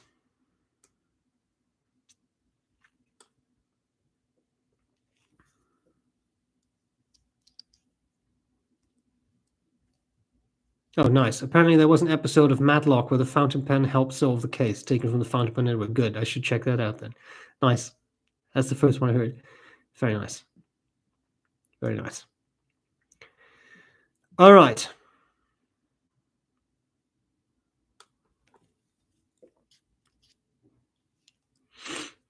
Please answer my question as a psychologist. Yeah, this would be a good question to end on, I think. Why don't I feel I deserve an expensive pen because I'm not an artist or writer? I feel it would be a waste, but deep down inside, I like to own some. I think that often we can justify things to ourselves or kind of stop ourselves from doing certain things by rationalizing those things in specific ways. Like, well, I shouldn't be spending X dollars on a fountain pen because I will not get enough use out of it, etc. Here's a very important statement that you have to interpret with a lot of caution. But back in the day, before I started my PhD, I at some point had the good fortune to share an office with a researcher at the University of Amsterdam, now at that point actually already retired, called Jan Snell. And he wrote a book entitled Why the Things That Are Bad for Us Are Actually Good for Us. And again, this must be interpreted with a lot of caution. Eating McDonald's every day is not good for you, period. But the point he made was that within reason, sometimes things that are bad for you are good for you because they give you a certain level of pleasure. So once in a while, I had that a couple days ago, I get a craving for specific quote unquote junk food. Like, and I need to have a burger and fairly floppy fries from a drive-through. I get that. Not every day, right? Not every week, but once in a while I get that, and then I do that. And I think that if you approach life that way, of you try to be good in many ways with the way you spend your money, with what you eat, with how you exercise, but some days it doesn't work. And I recently took a training to called Health Basics to provide trainings on people on healthy eating, etc. It's just a thing, like an internal thing where I work. And one of the things that training states is you try to be good 20% of the, you try to be good 80% of the time. That's very important. But if you then 20% of the time mess up, it's okay. Don't kick yourself over it. So I think you can purchase a pen even when you're not an artist or a writer, and it's still okay. It may be a little bit expensive, but as long as you can still pay your bills, you're okay. You've just splurged once, and that can be beneficial. That may be a bad thing that's good for you once in a while, not all the time, because you'll be broke, right? And I think that attitude to life, which is not necessarily a stoic attitude, but I suppose you could unify it with stoicism by saying something like you do good most of the time, but you know there will be times you mess up. You try to do that as little as you can, but if it does happen, don't kick yourself too much over it, but just accept it and move on. I don't know if that helps. And with these happy words, my dear friends, I will leave you. We have done this for 2 hours. There was 2 things I wanted to say. The first one is thank you all so much for joining me. At some point, we had about 116 people in here, which I think is really amazing because that means that people want to spend their Sunday, whatever it is, morning, evening, whatever, depending on where you are, with me and with each other, which I think is heartwarming and very nice. I will do these again, but again, I simply don't have the time to do it every week. But when I can, when I have a chance, I will. So that's always very nice. The final thing I always say at the end of these meetings is I've really enjoyed this. Thank you so much for being here.